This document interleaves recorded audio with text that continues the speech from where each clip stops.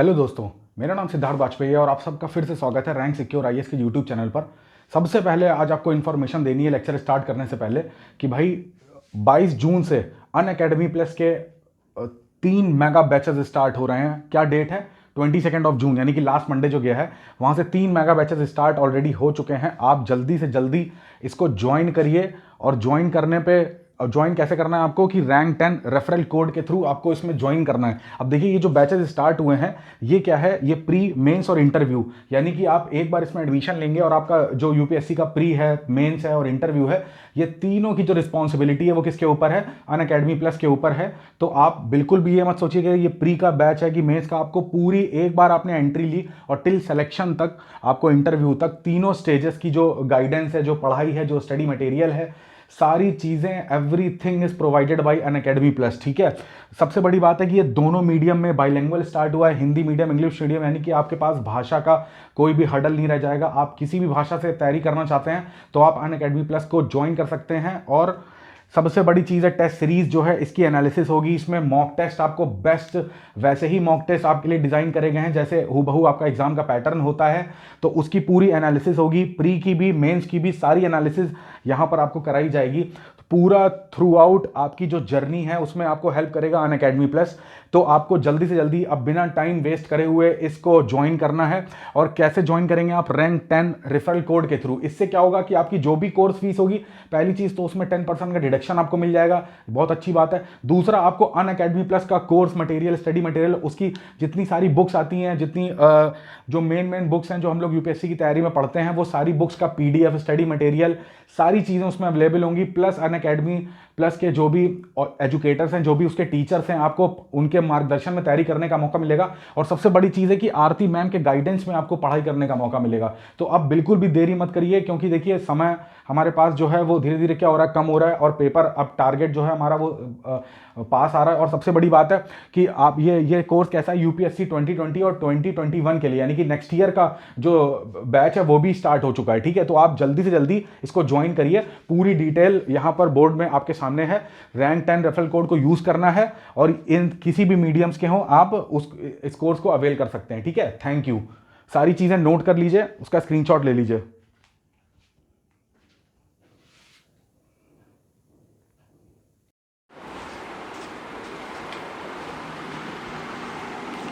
Hello students, आज हम लोग का जो टॉपिक हम लोग को डिस्कस करना है वो कौन सा है? मेटामॉर्फिक रॉक या कायांतरिक चट्टानें। ठीक है, तो इस टॉपिक, ये हमारा सेकंड लास्ट टॉपिक है। इसके बाद हम लोग रॉक साइकिल पढ़ेंगे और ये वाला जो चैप्टर है हम लोग का वो क्या हो जाएगा, वो पूरी तरीके से कंप्लीट हो जाएगा। ठीक है, तो हम लोग आज देख लेते हैं कि मेटामॉर्फिक रॉक या कायांतरिक चट्टान जो है वो क्या होती है। ठीक है, तो देखिए इसके पहले हम लोग 2 टाइप की रॉक्स पढ़ चुके थे ऑलरेडी। सबसे पहले हम लोगों ने पढ़ी थी इग्नियस रॉक, फिर हम लोगों ने पढ़ी थी सेडिमेंट्री रॉक। ठीक है ना, तो सेडिमेंट्री रॉक पे मैंने 2 लेक्चर बना रखे हैं। अगर आपने वो नहीं देखे हैं, इग्नियस रॉक पे मैंने लेक्चर बना रखे हैं, तो वो लेक्चर जाके देखिए और आपका ये दोनों रॉक्स का जो पोर्शन है वो कंप्लीट हो जाएगा। एग्जाम पॉइंट ऑफ व्यू से भी जो भी कॉन्सेप्ट आते हैं वो सारे आपके कंप्लीट हो जाएंगे। प्लस आपका जो कॉन्सेप्ट है, जो इसका बेस है, जो इसके एग्जाम्पल्स हैं, वो सब कुछ मैंने एक्सप्लेन कर दिया है। ठीक है, चलो ठीक है, तो आज हम लोग पढ़ते हैं मेटामॉर्फिक रॉक या कायांतरिक चट्टानों के बारे में। देखो कायांतरिक चट्टानें क्या होती हैं, सबसे पहले जान लो कि सबसे पहले जो चट्टानें बनी जब पृथ्वी बन रही थी, मैंने ये चीज एक्सप्लेन करी है। जब पृथ्वी का निर्माण हो रहा था, पृथ्वी एक फायरबॉल थी, एक आग का गोला थी। जैसे जैसे पृथ्वी ठंडी होती गई तो पृथ्वी के आंतरिक परतें अभी भी गर्म थी, तो उससे लावा बाहर निकला। तो उससे कौन सी चट्टानें बनी? उससे हमारी बनी थी इग्नियस रॉक्स। ठीक है, इग्नियस रॉक्स जो थी वो जब धरातल के बाहर आ गई, यानी कि एक्सक्लूसिव जो बाह्य आग्नेय चट्टानें थी, उनमें जब अनाच्छादन की क्रिया हुई, यानी कि अपरदन हुआ, अपक्षयण हुआ, ठीक है, ये सारी चीजें, वेदरिंग, इरोजन हुआ, तो इसमें वेदरिंग से, इरोजन से जो चट्टानें बनी, इनसे जो चट्टानें बनी, उन्हीं को हम लोग क्या बोलते थे? उन्हीं को बोलते थे हम लोग सेडिमेंट्री रॉक्स। ठीक है, अब क्या होगा कि इग्नियस रॉक से और सेडिमेंट्री रॉक से, दोनों ही रॉक से कुछ ऐसी चेंजेस आएंगे इन दोनों रॉक में, जिनसे एक तीसरे टाइप की रॉक बनेगी। उसी को हम लोग क्या बोलते हैं? उसी को हम लोग बोलते हैं मेटामॉर्फिक रॉक। कहने का मतलब है मेटामॉर्फिक रॉक जो है वो किस टाइप की रॉक है? एक हमारी तृतीय चट्टानें हैं या हमारी टर्शरी रॉक्स है। ठीक है, टर्शरी रॉक का मतलब क्या हुआ कि ये हमारी कैसे बनती हैं? ये हमारी बनती हैं प्राथमिक रॉक्स और जो हमारी सेकेंडरी रॉक्स हैं उन लोगों की मिक्सचर से, उन इन्हीं रॉक में कुछ ऐसे परिवर्तन होंगे जो हम लोग आगे देखेंगे। इन्हीं दोनों के परिवर्तन के कारण हम लोग को जो तीसरे टाइप की रॉक मिलेगी उसी को हम लोग बोलते हैं मेटामॉर्फिक रॉक या कायांतरित रॉक, कायांतरित चट्टानें। ठीक है, इतनी बात अगर आपके समझ में आ रही है तो हम लोग आगे बढ़ते हैं। तो ये बात ध्यान रखिएगा, ठीक है ना। अगर ऐसा स्टेटमेंट आ जाए कि जो मेटामॉर्फिक रॉक है ये कोई ऐसा नहीं है कि नई उत्पत्ति हो गई है, जैसे इग्नियस रॉक एकदम नई रॉक बनी थी। अवसादी चट्टानों अवसादी चट्टानें जो है तो वो भी कोई मतलब एकदम इनोवेटिव रॉक नहीं, वो भी आग्नेय चट्टानों का ही एक रूप है। इसी तरीके से आग्नेय चट्टानें और अवसादी चट्टानें दोनों का ही एक मिला जुला रूप है, उसी को हम लोग क्या बोलते हैं, मेटामॉर्फिक रॉक। ठीक है, अब देखो जो मेटामॉर्फिक है, मेटामॉर्फिज्म होता है, ये वर्ड जो है इसका मतलब होता है, इसका मतलब है कि भाई इसको बोलते हैं स्वरूप में परिवर्तन, यानी कि रॉक का जो भी स्ट्रक्चर है उसमें कुछ चेंजेस आ जाएगा। ठीक है ना, इसको बोल देंगे चेंज ऑफ फॉर्म। ठीक है, सबसे सिंपल डेफिनेशन है इसकी कि अगर रॉक में, अगर कोई भी एक रॉक है, एग्जिस्टिंग रॉक है, उसके स्वरूप में या उसके फॉर्म में कोई भी चेंज आता है तो उसी को हम लोग क्या बोल देते हैं, मेटामॉर्फिक रॉक। अब ये जो चेंज आता है ये इसका रीजन क्या है, इसका कारण क्या है, इसका जो कारण है या इसका जो रीजन है वो है PVT। हम लोग चूंकि एनसीईआरटी फॉलो कर रहे हैं तो हमको उसके एक एक शब्द को पता होना चाहिए कि भैया स्वरूप में जो परिवर्तन आ रहा है तो उसके परिवर्तन का जो कारण है वो है पीवीटी। पीवीटी का मतलब है कि भैया प्रेशर, वॉल्यूम और टेम्परेचर। अगर इन तीनों चीजों में कोई भी चेंज आता है, डेल्टा का मतलब क्या हुआ, change in pressure, volume and temperature, this produce कायांतरित चट्टान। ठीक है ना, कोई भी एग्जिस्टिंग रॉक है, जो भी एग्जिस्टिंग रॉक के स्वरूप में परिवर्तन, यानी कि change of form in existing rock due to pressure, volume and temperature, this causes producing a new type of rock, this called is which is called कायांतरित चट्टान या मेटामॉर्फिक रॉक। ठीक है ना, तो इतनी बेसिक सी डेफिनेशन थी, इसी के इर्द गिर्द पूरी स्टोरी चलेगी हमारी। आपको अगर ये चीज समझ में आ रही है, इतनी चीज का एक स्क्रीनशॉट दिमाग के एक नए फोल्डर में बना लीजिए।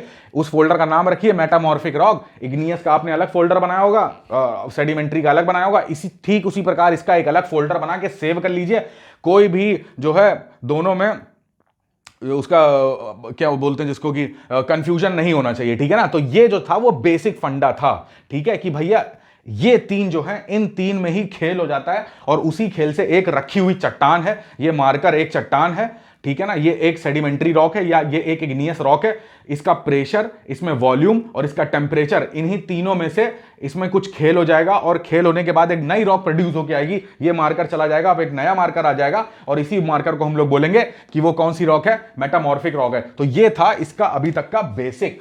ठीक है, अगर ये बेसिक आपको क्लियर है तो आप ध्यान से देखिएगा कि भैया इसके आगे की जो कहानी है वो कुछ ऐसी है कि भाई देखो होता क्या है। अब ये ताप, दाब और आयतन में कैसे चेंज होगा, मेरी बात ध्यान से सुनना। अभी तक हम शुरुआत से लेकर जो अभी तक कहानी पढ़ते चले आ रहे हैं उसका निचोड़ यहां पे सब निकलेगा तुम्हारा। देखो किस तरीके से, देखो मैंने तुम्हें बताया, एक वर्ड यूज करा था, मैंने तुमसे बोला था एक वर्ड है कॉम्पैक्शन। कॉम्पैक्शन का मतलब क्या था, ये हम लोग पढ़ रहे थे अवसादी चट्टानों में लिथिफिकेशन का एक मोस्ट इंपॉर्टेंट, शिलीभवन का एक मोस्ट इंपॉर्टेंट पार्ट था ये। कॉम्पैक्शन में क्या होता है कि एक परत दूसरी परत के ऊपर जो है ये प्रेशर लगाती जाती है, यानी प्रेशर जो है, जो ऊपर वाली परत है ये इसके ऊपर प्रेशर लगाती है, ये वाली इसके ऊपर, ये वाली इसके ऊपर। तो ये जैसे जैसे नीचे जाते जाते तो क्या होता है, प्रेशर जो है वो इंक्रीज होता जा रहा है। ठीक है ना, तो प्रेशर जो है वो बढ़ रहा है। ये एक हर ऊपर की परत अपने जो अंडर परत है उस पर प्रेशर, हाई प्रेशर अप्लाई कर रही, तो सबसे ज्यादा मैक्सिमम प्रेशर इस परत के ऊपर होगा क्योंकि भाई इसके ऊपर 3 परतें हैं, इसके ऊपर इससे कम होगा क्योंकि इसके ऊपर 2 परतें हैं। तो यही जो कॉम्पैक्शन होता है। अब ये देखो ये कैसे, अब कोई चट्टान है वो बनी है, कोई भी एक चट्टान है वो बनी है, तो उस चट्टान पे उसके ऊपर की जो लेयर्स हैं वो प्रेशर लगा रही हैं। तो ध्यान से देखो, मेटामॉर्फिक का जो तीनों खेल होगा वो प्रेशर, वॉल्यूम और टेम्परेचर को लेके होगा। तो अब देखो यहां पे प्रेशर कैसे बढ़ रहा है, देखो प्रेशर बढ़ रहा है, क्यों बढ़ रहा है, क्योंकि ये जो ऊपरी परतें हैं, ऊपरी जो परत है वो क्या करती है, आंतरिक परतों पर प्रेशर लगा रही है, ठीक है ना। तो एक तो केस हो गया ये केस 1 कि जो परतें होती हैं, चट्टानों की परतें, वही एक दूसरे पे इतना दबाव बना रही हैं, इतना दाब लगा रही हैं। एक तो केस ये हो गया कि दाब में चेंज आएगा, ठीक है। दूसरा केस होगा कि भाई हमने पढ़ा कि पृथ्वी का ये क्रस्ट होता है। अभी पृथ्वी के अंदर जो दो प्लेटें हैं, ठीक है ना, पृथ्वी की दो प्लेटें हैं, उनमें अगर टकराव होता है तो हमको पता है कि एक प्लेट जो है वो सबडक्ट कर जाती है।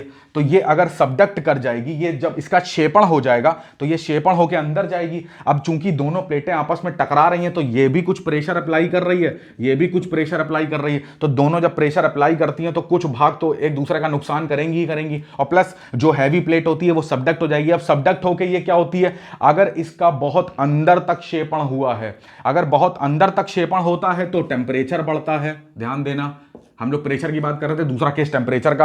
अगर इसका बहुत अंदर तक क्षेपण होता है तो टेम्परेचर बढ़ता है, और ये जो ये लेयर है वो क्या होती है, वो गल जाती है। तो अभी ये ठोस थी, अभी ये द्रव में चेंज हो गई। अगर इसका अंदर तक क्षेपण नहीं होता है, अगर अंदर तक क्षेपण नहीं होता है तो फिर भी मान लो कि इसका यहां तक क्षेपण नहीं हुआ, इसका यहीं तक क्षेपण हुआ, उस केस में क्या होगा, तब भी तो इसके ऊपर की जो लेयर है वो इस पे हाई प्रेशर लगा रही है। अगर इसका क्षेपण नहीं हुआ, पृथ्वी के अंदर नहीं जा पाई, तो टेम्परेचर इंक्रीज नहीं होगा। टेम्परेचर इंक्रीज नहीं होगा तो ये गलेगी नहीं, मान लिया। परंतु इसमें दाब तो इसका वैसे भी बढ़ जाएगा। ये अभी ऊपर एकदम स्वतंत्र अवस्था में थी, इंडिपेंडेंट घूम रही थी, अभी ये किसी के अंडर चली गई तो ऊपर से एक तो इसकी परतों का प्रेशर और ऊपर से एक पूरी क्रस्ट की एक प्लेट आ जा रही है, वो अपना प्रेशर लगा रही है, तो हाई प्रेशर। तो दूसरा केस एक ही हो जाएगा कि प्रेशर कैसे इंक्रीज होता है। अब तीसरा केस देखिए क्या होता है, जैसा एनसीईआरटी में गिवन है कि जो हमारा मैग्मा है वो जब पृथ्वी की आंतरिक परतों को तोड़ता हुआ बाहर आता है और बाहर आके जो लावा के रूप में फैल जाता है। तो अब देखो यहां पर ये है, ये कोई पर्वत ज्वालामुखी, अब यहां पर ये जो लावा निकल रहा है ये फैलेगा।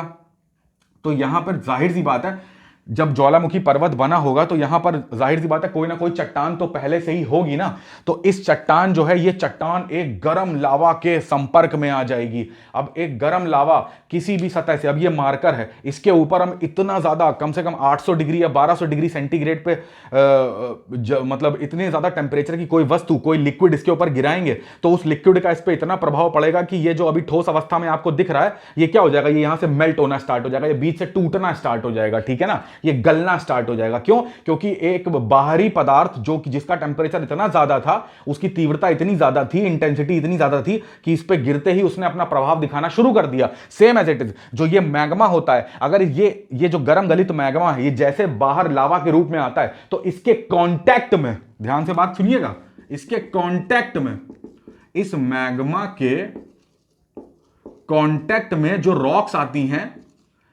वो क्या करता है, उन रॉक्स का भी टेम्परेचर क्या कर देता है, उनका टेम्परेचर कर देता है इंक्रीज। अब उनका टेम्परेचर इंक्रीज कर देगा तो किसी रॉक का टेम्परेचर इंक्रीज करोगे तो वो मेरे भाई एक्सपेंड करेगी। गर्मी होती है तो गर्मी में चीजें फैलेंगी, तो गर्मी होगी और टेम्परेचर इंक्रीज होगा तो रॉक क्या होगी, एक्सटेंड होगी। अगर और ज्यादा टेम्परेचर इंक्रीज हुआ तो और ज्यादा एक्सटेंड होगी।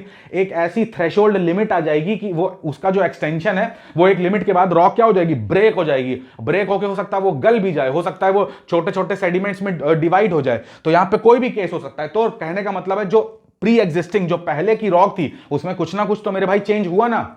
यहां पर देखना ऊपरी परत, फिर से तीनों केस बता देता हूं आपको।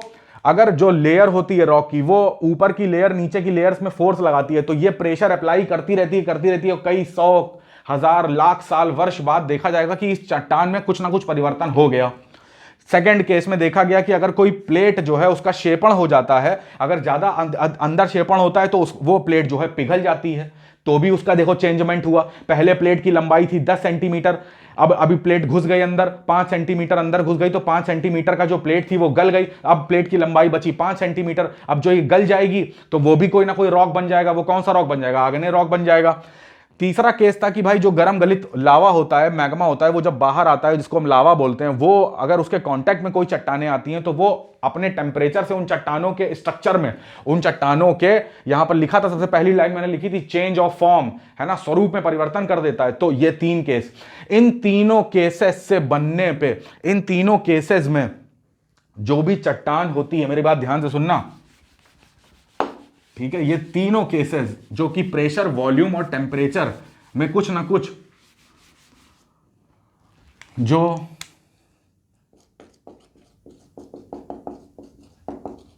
प्री एग्जिस्टिंग रॉक थी उसमें प्रेशर, वॉल्यूम या टेम्परेचर में चेंज करने पर, अब ये चेंज कैसे हो रहा है? ये चेंज हो रहा है इन सारे केसेस से। इनसे चेंज करने पर जो न्यू रॉक फॉर्म होती है उसी को हम लोग क्या बोलते हैं? मेटामॉर्फिक रॉक या कायांतरित चट्टान। ठीक है, पहले की जो रॉक थी उसमें ये जो 3 केस मैंने आपको बताया कि भाई प्रेशर कैसे इंक्रीज हो रहा है, आपने देखा प्रेशर 2 तरीके से इंक्रीज हो रहा है। कैसे? ऊपर की जो परतें हैं वो नीचे की परतों में फोर्स लगा रही हैं, इससे प्रेशर बढ़ रहा है। प्रेशर बढ़ेगा तो प्रेशर, किसी भी चीज का प्रेशर बढ़ाइए तो उस चीज का घनत्व जो है वो क्या होगा? बढ़ेगा। अब उस चीज का घनत्व बढ़ेगा तो निश्चित तौर पे उसका आयतन कम होगा। मेरे भाई एक हाथ में ऐसा मुट्ठी में रेत ले लो, ठीक है ना, अभी क्या है, अभी इतना बड़ा हथेली आपको दिख रही है, इतना बड़ा एरिया, वहां पर रेत के फॉर एग्जांपल 100 मॉलिक्यूल्स आपने रखे हुए हैं, वो इतने बड़े एरिया में फैले हुए हैं। अपनी मुट्ठी को दबाना स्टार्ट कर दो, उसको कंप्रेस करना, इसका प्रेशर बढ़ाना स्टार्ट कर दो, तो वही रेत जो है, जो इतनी पूरी हथेली में थी, वही रेत घट के इतनी, अभी आपकी इतनी हथेली में वही रेत थी, जब आप इसको चारों तरफ से कंप्रेशन स्टार्ट कर देंगे, संपीड़न बल लगाएंगे, इसमें प्रेशर बढ़ाएंगे, तो वही रेत इतने में, वही 100 मॉलिक्यूल्स इतने में समा जाएंगे, मॉलिक्यूल्स और आपस में डेंस हो जाएंगे, घनत्व बढ़ जाएगा। घनत्व बढ़ेगा तो मेरे भाई अभी इतना एरिया घेर रहा था, अभी इतना एरिया घेर रहा है, एरिया का मतलब है ये वॉल्यूम क्या हो रहा है? कम हो रहा है। तो देखो जब प्रेशर बढ़ रहा है तो उसकी डेंसिटी में फर्क आ रहा है, उसके वॉल्यूम में फर्क आ रहा है। तो जब डेंसिटी में और वॉल्यूम में फर्क आ रहा है तो जाहिर सी बात है अभी जो इतना एरिया घेर रही थी वो अभी क्या था? इतना एरिया घेर रही थी, अभी वो इतना एरिया घेर रही है। तो देखो इसके स्ट्रक्चर में भी तो चेंज आया, इतना बड़ा सर्किल और इतना छोटा सर्किल, इसका घनत्व ज्यादा हो जाएगा। इसमें यहां पर दूर दूर एलिमेंट हैं, इसमें यहां सब घने घने एलिमेंट है, सब घने घने हैं। तो अब जब डेंसिटी इसकी जो बढ़ेगी, डेंसिटी बढ़ गई, वॉल्यूम कम हो गया, तो देखो, और ये सब हुआ कैसे? प्रेशर से फर्क किसमें पड़ा? वॉल्यूम में। तो ये सब कैसा हो गया? इसका स्ट्रक्चर चेंज हो गया। जब किसी रॉक का स्ट्रक्चर चेंज हो जाता है, मेरी बात ध्यान से सुनना, ये एकदम जिसको बोलते हैं ना कि $1,000,000 लाइन है ये, कि जब किसी रॉक का स्ट्रक्चर चेंज हो जाता है तब उस रॉक को हम लोग बोलते हैं मेटामॉर्फिक रॉक। ठीक है, मेटामॉर्फिक रॉक, जो भी आग्नेय चट्टानें हैं उसका स्ट्रक्चर चेंज हो जाएगा तो उनसे बनने वाली चट्टानों को क्या बोलेंगे? मेटामॉर्फिक। अगर जो अवसादी हैं उनका स्ट्रक्चर चेंज कर दो, और उनके स्ट्रक्चर में चेंज कैसे कर पाओगे? प्रेशर घटा बढ़ा दो, वॉल्यूम घटा बढ़ा दो, टेम्परेचर घटा बढ़ा दो, कुछ भी करो, increase decrease, increase decrease, increase decrease, pressure, volume, temperature, Pvt, यही 3 फैक्टर हैं किसी रॉक का स्ट्रक्चर चेंज करने के। इन्हीं 3 फैक्टर की हेल्प से हम लोग किसी बनी बनाई रॉक का स्ट्रक्चर हम लोग चेंज करके ऐसा ला सकते हैं। अभी 2 मार्कर की रॉक थी, अभी इसका जो प्रेशर इसमें इंक्रीज करा गया, इसका टेम्परेचर बढ़ाया गया, तो एक मार्कर गल गया, अब ये रॉक की जो स्ट्रक्चर था वो ऐसा बना। तो ये बनी हुई रॉक जो होती है मॉडिफाइड रॉक, इसी को हम लोग बोलते हैं मेटामॉर्फिक रॉक। ठीक है, आई होप आपको यहां तक कॉन्सेप्ट समझ में आया होगा। अगर यहां तक चीजें समझ में आ रही हैं तो अब हम लोग आगे बढ़ेंगे। तो देखो ध्यान से आगे की स्टोरी क्या कहती है कि भाई इसमें बताया गया है एनसीईआरटी में कि जो मेटामॉर्फिज्म एक वर्ड है, इसी से बना है, इसी को बोलते हैं कायांतरण। ठीक है, जो मेटामॉर्फिज्म है वो 2 टाइप का है, बहुत अच्छे से इसको समझना। एनसीईआरटी में एक लाइन में एक्सप्लेन कर दिया गया, मैं तुम्हें अच्छे से समझा दूंगा, फिर ये तुम कभी भूलोगे नहीं। मेटामॉर्फिज्म जो होता है वो 2 टाइप का होता है, एक होता है डायनामिक, एक होता है थर्मल। थर्मल को बोलते हैं ऊष्मीय और इसको बोलते हैं गतिशील। अब पूरा नाम क्या हो जाएगा? Dynamic metamorphism, thermal metamorphism. ठीक है, यानी कि गतिशील कायांतरण, ऊष्मीय कायांतरण। देखो ध्यान से, देखो मैं तुमसे कह रहा हूं कि एक रॉक है, मेरी बात ध्यान से सुनना, ध्यान से सुनना, इस चीज को, कॉन्सेप्ट को बिठा लोगे, जीवन में गारंटी है कभी नहीं भूलोगे। रॉक्स का पूरा चैप्टर, चाहे तुम उसके अलावा एक बार भी किताब ना खोल के पढ़ो। देखो ध्यान से, अगर ये रॉक जो है वो सबसे पहले बनी है, कैसे बनी होगी? ये बनी है मैग्मा से। ये किससे बनी है? मैग्मा से। मैग्मा क्या होता है? कोई भी चीज है, कोई भी पृथ्वी का क्रस्ट है, वो गल जाता है तो वो किस में कन्वर्ट हो जाता है? मैग्मा में। तो अगर रॉक बनी है मैग्मा से तो निश्चित तौर पे अगर ये रॉक जो है वो मैग्मा से बनी है, मैग्मा से बनी है, तो वो कौन सी रॉक हुई? वो इग्नियस रॉक हुई। मेरी बात ध्यान से सुनो। रॉक का मतलब क्या होता है? वो सॉलिड फॉर्म में आ जाती है। रॉक का मतलब क्या? चट्टान, ठोस, पत्थर। तो मैग्मा से कोई रॉक बनी होगी, तो मैग्मा से बनी होगी। तो मैग्मा क्या है? मैग्मा है कि कोई ठोस रहा होगा, वही पिघल गया, पिघल के बन गया मैग्मा, और वही मैग्मा जब ठंडा हो गया तो बन गई रॉक। यही रॉक जब फिर से पिघलेगी तो फिर बन जाएगा क्या? मैग्मा। और वही मैग्मा जब ठंडा होगा तो वो क्या बन जाएगा? रॉक। सेम ये साइकिल चलने लगेगी। इसको हम लोग रॉक साइकिल में और अच्छे से पढ़ लेंगे, अभी फिलहाल ये समझ लीजिए। तो मैग्मा क्या होता है? कुछ नहीं, वही एक चट्टान है, वही चट्टान बार बार पिघलेगी तो मैग्मा बनेगा, वही मैग्मा जो है फिर से ठंडा हो जाएगा तो रॉक बन जाएगा। तो ये बनती है इग्नियस रॉक। अब ये इग्नियस रॉक बन गई। अब ये जो पत्थर था वो स्थल पे रखा हुआ है। अब इस पत्थर में क्या हुआ? ये वायु चल रही है। ये वायु जो है इस पत्थर को लगातार घर्षण बल हो रहा है, इस पे दोनों में घर्षण बल लग रहा है। वायु उसको लगातार इरोड कर रही है ना, लगातार अपर्दन हो रहा है। लगातार इसमें क्या हो रही है? रेनफॉल हो रहा है, अनाच्छादन हो रहा है, वेदरिंग हो रही है। लगातार जो बहता हुआ जल है वो कहीं यहां से कहीं नदी निकल रही है, नदी इसको काट रही है, इसको कुछ काटती जा रही है, इरोड करती जा रही है। यहीं पर कोई ग्लेशियर है तो ग्लेशियर भी क्या कर रहा है? इसको इरोड कर रहा है। इसको इरोड करने का मतलब है, इसको अपर्दन करने का मतलब है इसमें वर्षा हो रही है, इसका टेम्परेचर घट रहा है, बढ़ रहा है, यानी कि इसमें अपक्षयण भी हो रहा है, इसमें वेदरिंग हो रही है, जिसमें अपर्दन हो रहा है, इसमें इरोजन हो रहा है। जब ये सारी चीजें इस रॉक पे चल रही हैं तो ये रॉक एक समय आएगा कि छोटे छोटे सेडिमेंट्स में टूट जाएगी, और ये जो बहता हुआ जल है इसको इस रॉक से दूर कहीं ले जाकर इकट्ठा करेगा, इस जगह पर इकट्ठा करता जाएगा। फिर ये कई सारे सेडिमेंट्स इकट्ठा होते जाएंगे, और ये जो सेडिमेंट्स हैं, ये सेडिमेंट्स जब इकट्ठा होते रहते हैं, इनका जब कलेक्शन होता रहता है, फिर इनका कॉम्पैक्शन होता है, फिर इनका लिथिफिकेशन होता है। फिर लिथिफिकेशन के बाद कौन सी रॉक बनती है? इसी को हम लोग बोलते हैं सेडिमेंट्री रॉक। बात समझ में आ रही है? मैं तुमको ये बता रहा हूं कि इग्नियस रॉक बनी बनाई इग्नियस रॉक बनी हुई है, उस पर वायु निकल रही है, उससे जल पास हो रहा है, ठीक है, विंड पास हो रही है, वाटर पास हो रहा है। तो ये क्या करेगा? इसको लगातार इरोड करता रहेगा, इसको अपर्दित करता रहेगा। अपर्दित करके, अब देखो ये है फॉर एग्जांपल कि ये वाली जो रॉक है वो है कानपुर में, है ना, कानपुर में, और ये जो निक्षेपण हो रहा है ये जाके कहीं पर हो रहा है फॉर एग्जांपल कि लखनऊ में। तो कानपुर में रॉक बनी थी, जो ओरिजिनल रॉक है, जो पेरेंट रॉक है वो है कानपुर में। इसी के टुकड़े टूट टूट के नदी द्वारा, बहते हुए पवन द्वारा ये इकट्ठा कहां हो रहे हैं? लखनऊ में। तो अगर इस तरीके का ट्रांसपोर्टेशन हो रहा है, इस तरीके का अवसादों का स्थानांतरण हो रहा है एक जगह से दूसरी जगह पर, तो सेडिमेंट्स का जहां पर ये डिपॉजिट्स हो रहा है, इस तरीके से बनने वाली रॉक को हम लोग क्या बोलते हैं? Sedimentary rock. कहने का मतलब है जब आग्नेय चट्टान जो है वो टूट जाती है और टूट के अपने स्थान से कहीं दूर जाके इकट्ठा होती है, तो वो दूर वाली चट्टान को हम लोग बोलते हैं सेडिमेंट्री रॉक। समझ में आ रही है इतनी बात? अब देखना ध्यान से। बात करते हैं मेटामॉर्फिक की। डायनामिक मेटामॉर्फिज्म का क्या मतलब है? गतिशील, नाम से ही पहचान में आ रहा है। अब यहां पर कोई प्री एग्जिस्टिंग चट्टान रखी थी। मेटामॉर्फिज्म, कुछ मेटामॉर्फिक कोई नई रॉक नहीं है, ये पहले से जो रॉक होती है उनके स्ट्रक्चर में चेंज आ जाता है। देखो ध्यान से, अगर इस रॉक में अगर अपर्दन हो गया, अपर्दन होने का मतलब है ये रॉक जो है वो टूट जाएगी, टूट गई, या फिर क्या हो गई कि ये रॉक पिस गई, है ना। तो अगर ये रॉक जो है वो टूट जाएगी तो कायदे से तो बोला जाए कि भाई वो बनाएगी सेडिमेंट्री रॉक, वो अवसादी चट्टान हो जाएगी। परंतु याद रखना मित्रों कि जो अवसादी चट्टान होती है, मित्रों निकल गया मोदी वाली लैंग्वेज, ठीक है, तो परंतु ये जो अवसादी चट्टान होती है इसका निर्माण हमेशा अपनी पेरेंट रॉक से कहीं दूर जाकर होता है, क्योंकि वहां पर सारे उसके डिपॉजिट कलेक्ट होते हैं, ठीक है। परंतु यहां पे बात करें मेटामॉर्फिज्म की बात करें तो यहां पर ये चट्टान है, किसी कारणवश इसमें रेनफॉल हो रहा था, कुछ भी हो रहा था, ये यहीं पर टूट गई, ये टूट के सेडिमेंट्स में डिवाइड हो गई, और यहीं पर ये जो टूटे हुए सेडिमेंट्स थे ये फिर से रीऑर्गेनाइज्ड हो गए। ये फिर से क्या हो गए? रीऑर्गेनाइज्ड हो गए। मेरी बात ध्यान से सुनना, ये यहीं पर ही रीऑर्गेनाइज्ड हो गई, यानी कि कानपुर की ही चट्टान थी, कानपुर में ही टूटी और कानपुर में ही इसका रीऑर्गेनाइजेशन हो गया, पुनर्निर्माण हो गया। इसका क्या हो गया? पुनः निर्माण हो गया।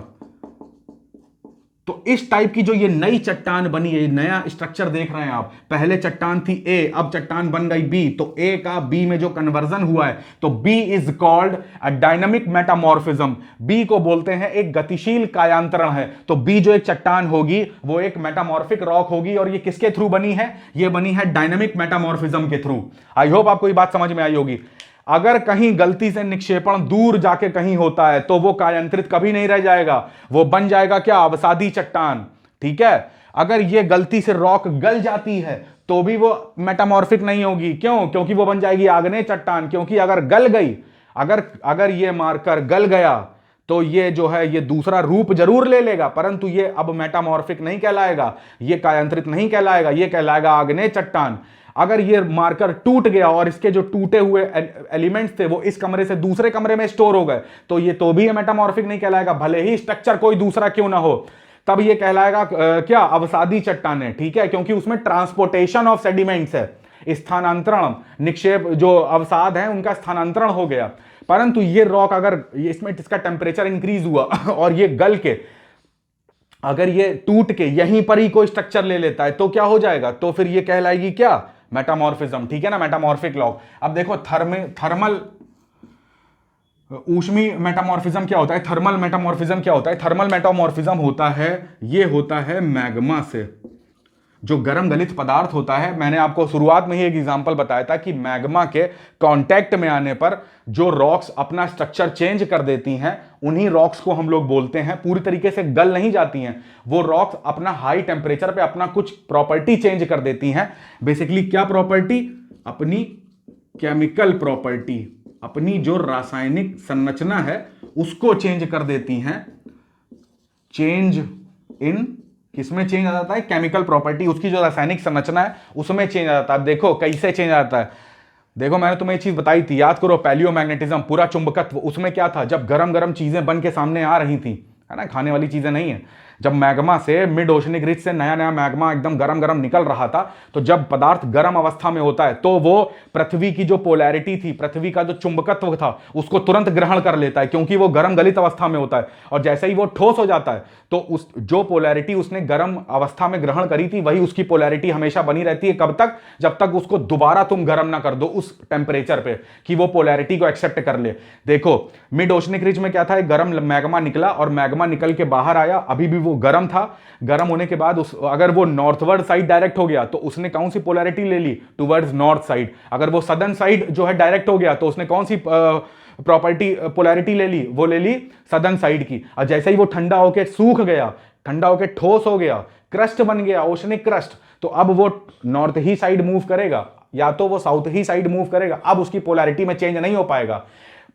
जब नया मैग्मा नीचे से बाहर आएगा तो वो एक नई प्रॉपर्टी लेगा। उस समय जो पृथ्वी की पोलैरिटी जो होगी उसके अकॉर्डिंग वो पोलैरिटी ग्रहण करेगा। तो मैं तुमसे कह रहा हूं कि जब भी कोई पदार्थ गर्म गलित अवस्था में होता है तो उसके जो क्रिस्टल होते हैं, जो उसकी बॉन्डिंग होती है, जो उनके बीच में बॉन्डिंग हो गई है, ये बॉन्डिंग है फॉर एग्जांपल, ठीक है, एक ऐसी बॉन्डिंग है पदार्थ की। पदार्थ अगर गर्म अवस्था में है, अगर वो गर्म गलित अवस्था में है तो वो अगर ऐसी बॉन्डिंग होल्ड करता है तो वो ऐसी, अगर वो ठोस हो गया, अगर वो ठंडा हो गया तो उसकी बॉन्डिंग ऐसी ही रहेगी। अगर उसका पुनः उसको गर्म करा जाए तो हो सकता है कि वो ऐसी बॉन्डिंग ले ले।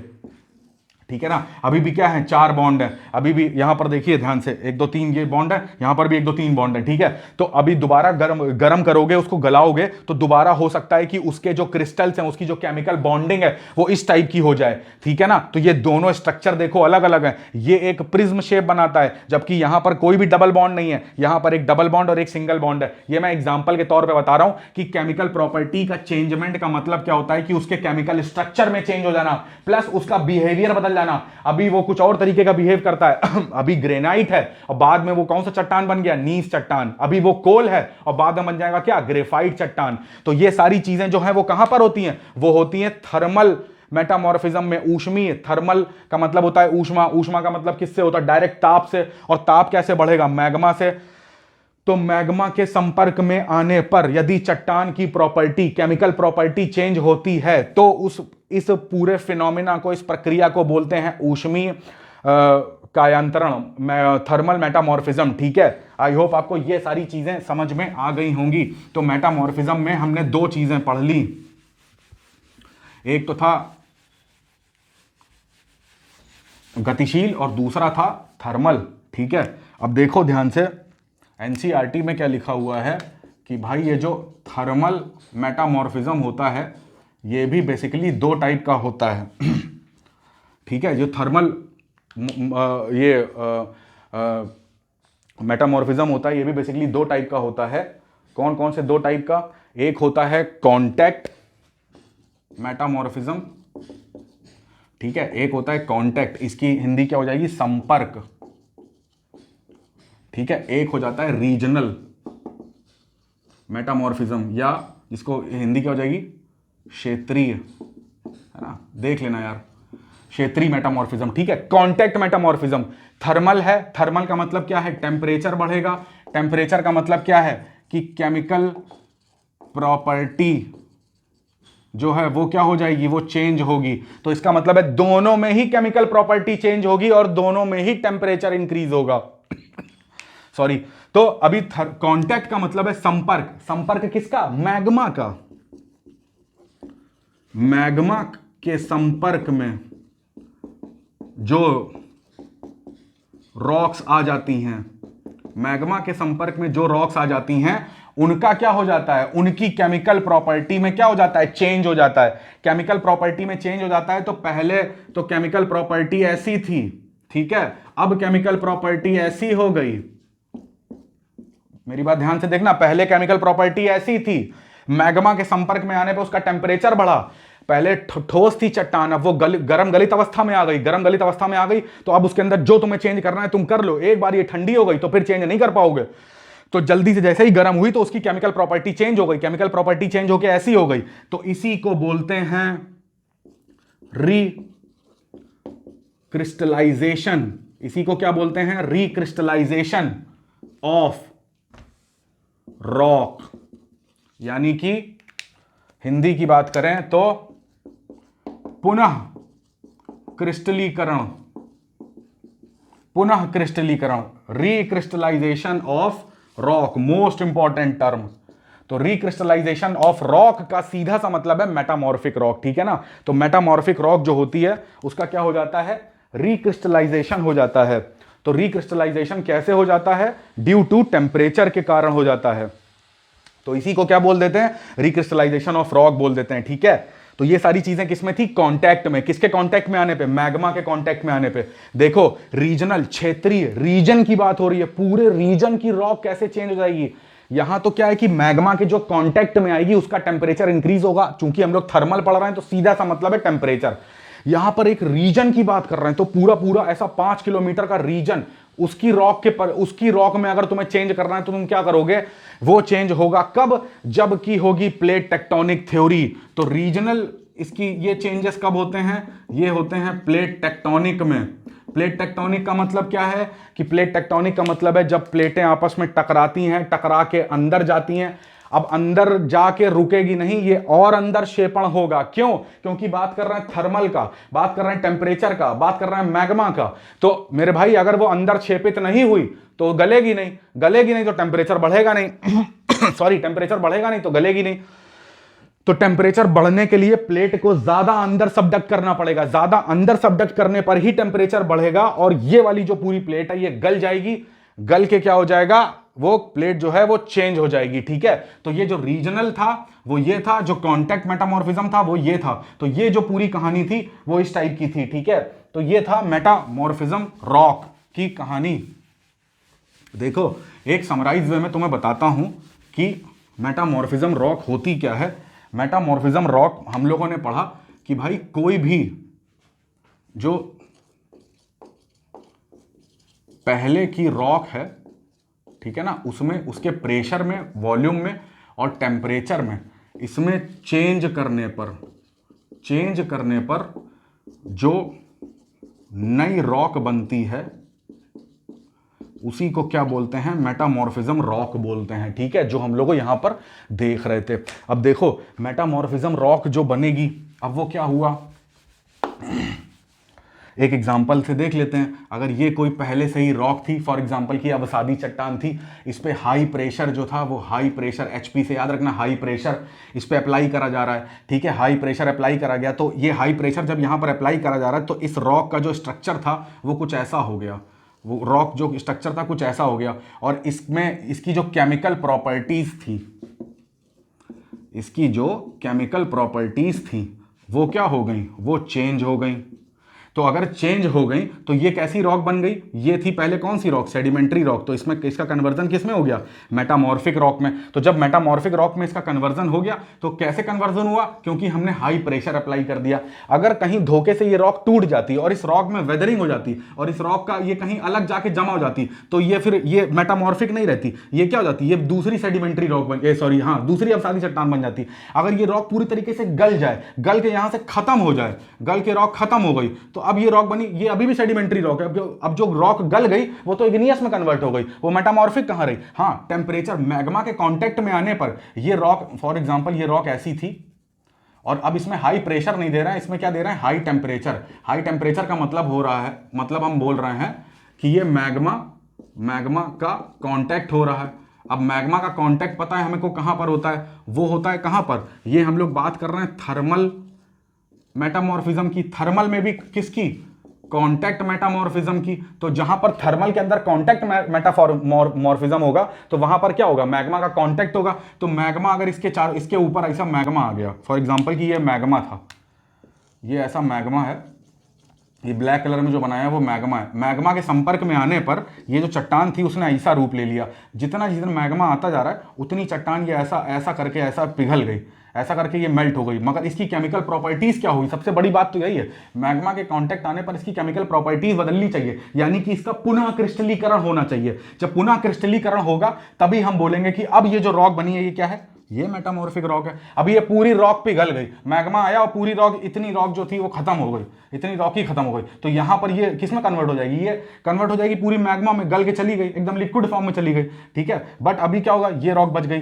तो ये क्या हो जाएगा, इतने पोर्शन जो हो जाएगा वो हो जाएगा मेटामॉर्फिक, क्योंकि अभी भी क्या हुआ, स्वरूप में तो चेंज हुआ है, और जब स्वरूप में चेंज हुआ है तो उसकी केमिकल प्रॉपर्टी ऑब्वियसली चेंज हुई है। अब देखो पहले वॉल्यूम इतना था, अब वॉल्यूम कितना हो गया, इतना जरा सा हो गया। डेंसिटी ऑब्वियसली बढ़ जाएगी क्योंकि टेम्परेचर इंक्रीज हो रहा है ना, ये फॉर्मूला होता है ना PV = nRT करके, तो टेम्परेचर इंक्रीज हो रहा है तो अब वॉल्यूम क्या हो जाएगा, वॉल्यूम भी इंक्रीज हो जाएगा।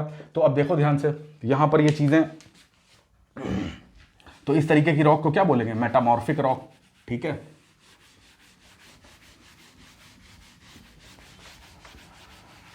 देखो इसमें एक वर्ड यूज हुआ है कि जो मेटामॉर्फिक रॉक होती हैं, तो मेटामॉर्फिक रॉक की खास बात ये होती है कि जब ये एक रॉक से, एक कोई भी रॉक है, ठीक है, इससे बदल के मेटामॉर्फिक रॉक बनती है, तो इसमें क्या होता है कि मेटामॉर्फिक रॉक जो होती है उसमें उसके जो कण होते हैं, मेटामॉर्फिक के जो कण होते हैं उनकी कुछ ऐसी शेपिंग होती है कि पहले, सबसे पहली थिन परत होती है, फिर उसके ऊपर एक मोटी परत आती है, फिर उसके ऊपर एक थिन परत आती है, फिर उसके ऊपर एक मोटी परत आती है।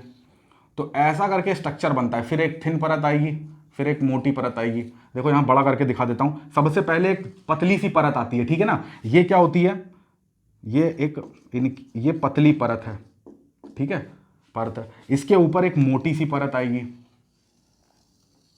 फिर एक पतली परत आएगी, फिर इसके ऊपर एक मोटी सी परत आएगी, ठीक है ना, फिर पतली परत आएगी, फिर इसके ऊपर एक मोटी सी परत आएगी, ये। तो ध्यान से देखो, शेडेड कर देता हूं तो उससे ज़्यादा क्लियर हो जाएगा। ये जो परत है ये कैसी है, ये मोटी है, मोटी परत है, ठीक है। फिर ये वाली परत हो गई।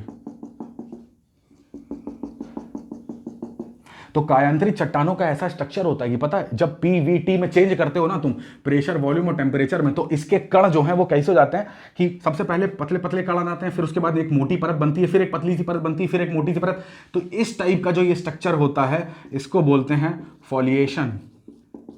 फॉलिएशन का मतलब होता है, इसको बोलते हैं लीनिएशन,